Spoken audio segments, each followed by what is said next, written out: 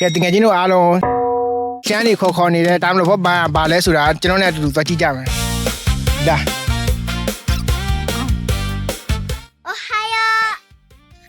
赤ちゃんが教えてくれたいろんな見た目にအာရေးလား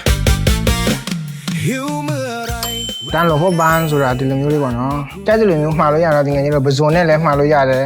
ပဇွန်မပါဘဲနဲ့လည်းမှားလို့ရတယ်ငွေချင်းတို့လက်နဲ့ပဲစားပြပါမယ်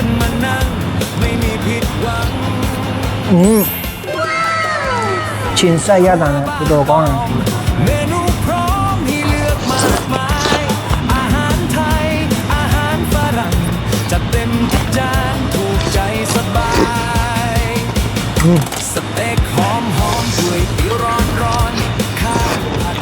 ကျွန်တော်ဆိုင်လေးရှိရနေရတော့ထိစပန်ရှိရနေလာမှာဆို international စေးရုံသွားတဲ့လမ်းဒီဆိုင်မို့ကြီးအောက်မှာရှိပါတယ်ဆိုင်ကတော့ Atomic Cafe လို့ခေါ်ပါတယ်ဒါကျွန်တော်တို့ဆိုင်လေးပေါ့နော်ကျွန်တော်တို့ဆိုင်လေးမှာလာ3000အားပေးလို့ရပါတယ်လို့မဲဆောက်ကတကယ်ချင်းတွေကိုဖိတ်ခေါ်ပါတယ်နော်